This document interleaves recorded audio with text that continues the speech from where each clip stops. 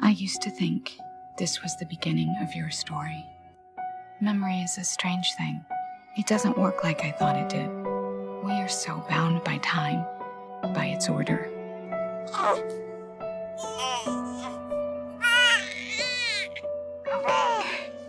Come back to me. Come back to me. Come back to me. I remember moments in the middle, and this was the end. Come back to me. 드니 빌레브 감독이 연출한 영화 컨택트. 천재과학 소설작가 테드 창 원작의 당신 인생의 이야기에 수록된 단편 소설 중 하나를 원작으로 한 영화입니다. 우주로부터 지구로 날아온 12개의 외계 비행선이 이 영화가 SF 장르로 분류되는 유일한 이유죠. 그 외의 모든 스토리는 오로지 저 외계인과 소통하는 방법, 그리고 그 과정만을 보여주는 철학적인 영화입니다. 다소 지루하고 어렵다고 느낄 수도 있을 텐데요. 저도 다양한 리뷰와 감상 컨텐츠를 보고 조금 이해할 수 있었습니다. 배우 에이미 아담스가 맡은 언어학자 루이스. 영화는 시작부터 그녀의 힘없어 보이는 독백으로 막을 올립니다.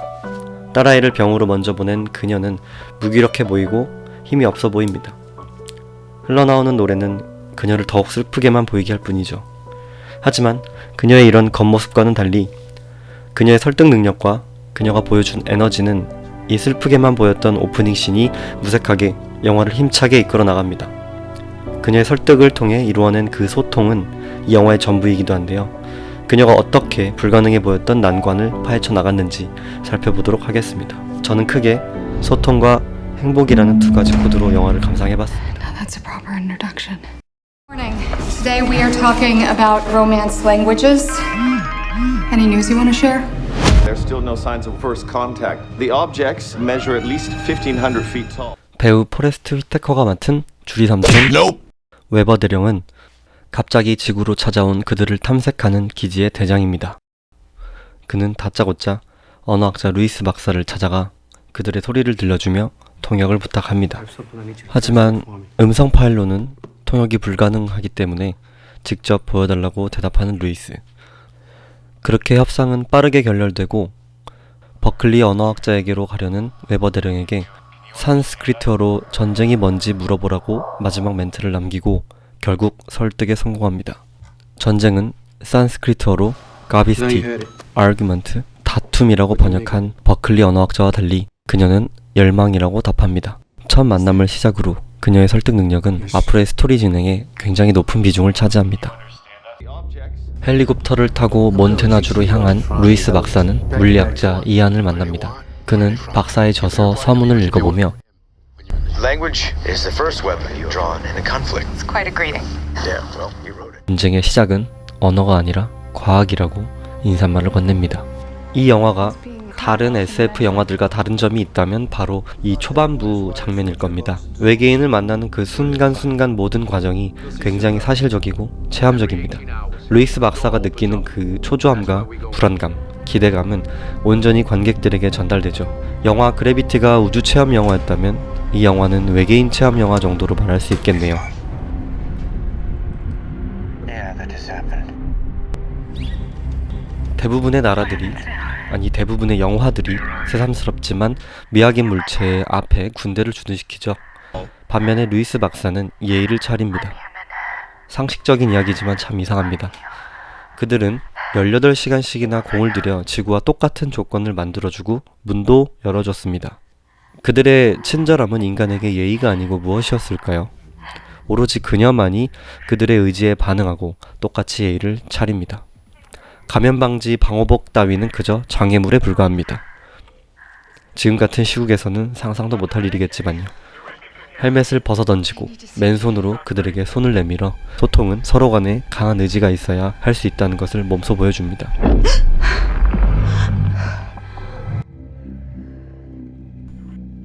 대령과 참모진들에게는 박사는 그저 통제 안 되고 무모한 언어학자일 뿐입니다.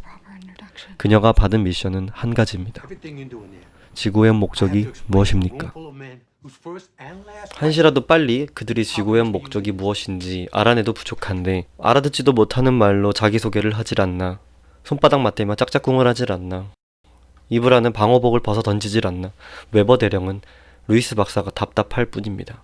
하지만 역시 우리 루이스 박사는 다시 한번 그녀의 마법을 부려 웨버 대령을 설득합니다. Kangaroo. In 1770, Captain James Cook's ship ran aground off the coast of Australia and he led a party into the country and they met the Aboriginal people. One of the sailors pointed at the animals that hop around and put their babies in their pouch and he asked what they were and the Aborigines said kangaroo. It wasn't until later that they learned that kangaroo means I don't understand. 캥거루 이야기를 들려주며 그녀는 다시 한번 웨버 대령을 설득합니다. 언어가 다른 생명체로부터 지구에 온 목적이 무엇이냐라는 질문에 답을 단시간에 얻는다는 건 사실상 불가능에 가깝겠죠. 몇 년이 걸릴지도 모르는 일입니다. 결국 또 설득에 성공한 그녀는 작정을 하고 어린아이를 가르치듯 단어 하나부터 100까지 모두 가르치기 시작합니다. 질문을 하기 위해서는 주어 동사의 개념을 알아야 하고 이유라는 개념도 설명해야 합니다. 갈 길이 먼 루이스, 이안과 함께 언어를 가르치고 결국 그들이 사용하는 비선형 문자 헵타포드를 해석할 수 있게 됐습니다. 그녀의 뜻대로 수차례 언어를 가르치고 그들이 쓰는 문자 헵타포드의 해석도 제법 하게 됩니다. 재밌는 점은 비선형 문자라는 것이죠. 시작점과 끝점이 같고 시제도 없고 하나의 문자는 곧 하나의 의미만을 갖게 됩니다. 여기서 아주 재밌는 질문이 그녀가 믿고 있는 어떤 이론과 함께 떠오릅니다. 극 중에서도 루이스 박사가 언급했던 사피아워프 가설입니다. 한 사람이 세상을 이해하는 방법과 행동은 그 사람이 쓰는 언어와 문법적 체계와 관련이 있다는 언어학적 가설입니다. 비선형 문자를 쓰는 그들이 혹시 생각도 시제 없이 처음과 끝을 한 번에 생각하진 않을까? 엄청난 질문입니다. 두 번째 코드, 행복에서 다룰 내용과 밀접하니 뒤에서 다시 나눠보도록 하겠습니다. 루이스는 헵타포드 해석에 박차를 가하고 조금씩 그들의 언어의 뜻을 알아내기 시작합니다. 문제는 헵타포드를 연구할 때마다 자꾸 세상을 떠난 딸아이의 아픈 모습과 태어난 모습이 그녀를 괴롭힌다는 것이죠. 관객들은 말할 것도 없고요. 기지 안에는 헵타포드를 알아내려고 1분 1초가 급박한 상황입니다. 전 세계 12개의 나라가 헵타포드를 가지고 정보를 공유해도 부족한데 협력은 좀처럼 잘 되지 않습니다. 시민들은 혼란에 빠져 폭동이 일어나고 중국의 군대는 심상치 않습니다. 루이스 박사의 수고 덕에 그들이 쏴주는 헵타포드는 컴퓨터로 즉각 해석이 가능한 수준까지 올라왔습니다. 그렇게 번역한 하나의 메시지는 미국을 포함해 전 세계를 혼란에 빠뜨리고 아수라장이 돼버립니다. Offer weapon. 중국은 공격 태세를 갖추고 선전포고까지 하게 되죠. 이제 겨우 한 발자국 나갔는데 철수 명령이 떨어지고 이에 화가 난 루이스는 웨버 대령을 포함한 참모진들을 설득하려고 했습니다. 그들은 아직 무기와 도구를 구분할 줄 모를 수 있다고 말이죠. 그녀는 사피아워프 가설을 전적으로 신뢰합니다.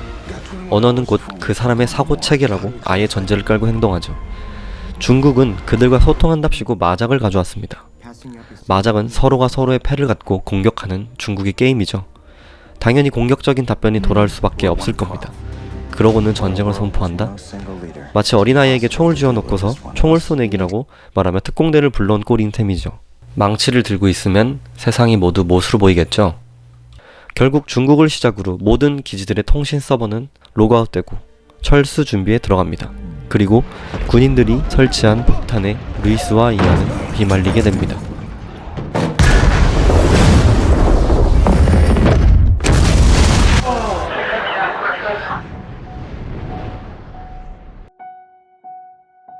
우리는 과거의 행복을 보통 추억이라고 부릅니다. 미래의 행복은 희망 내지는 소망이라고 말하곤 하죠. 행복하다 라는 말은 과거나 미래보단 지금 이 순간을 표현하는 단어입니다. 폭발에 휘말릴 뻔한 루이스와 이안은 그들이 종력을 조절해 살려줍니다.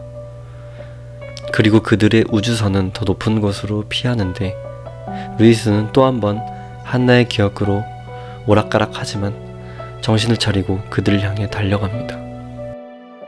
그런데 웬걸 그들은 기다렸다는 듯이 작은 우주선을 보내고 그녀를 데려갑니다. 루이스는 그들에게 다시 한번 물어봅니다. 도대체 무기를 어떻게 준다는 것이냐?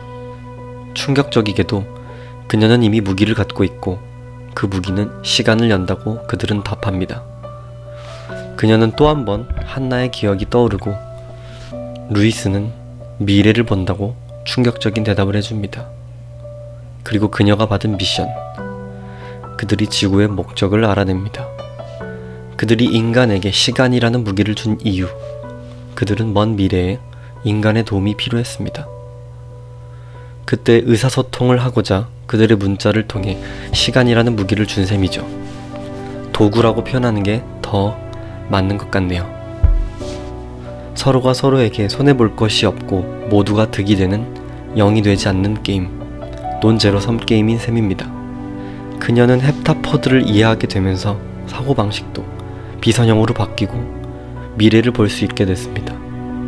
저도 두 번째 봤을 때야 확실히 이해했네요. 그동안 루이스가 알고 있었던 한나는 과거가 아니라 미래였던 것입니다. 이안을 만날 것도, 한나라는 이쁜 딸이 병들어 죽는다는 것도 역시 알고 있었던 셈이죠. 영화는 그녀의 사피아워프 가설을 이미 수차례 관객들에게 힌트를 줬습니다. 자, 여기서 다시 행복이란 무엇일까요? 과거, 현재, 미래, 구분 없이 모든 것을 알게 된 그녀에게 행복이란 지금 이 순간이 아닐까 싶습니다. 오늘 너의 매 순간순간을 기억하는 것. 영화의 오프닝 씬이 새삼 그녀의 독백이 이제서야 이해가 됩니다. 이 영화의 전부였습니다. 우리들은 보통 과거의 추억을 순서대로 기억하진 않죠. 보통 기억하고 싶은 대로 가장 소중했던 기억을 먼저 떠올리곤 합니다. 하지만 우린 시간에 너무 얽매여 있죠. 그 순서에 특히나 말이죠.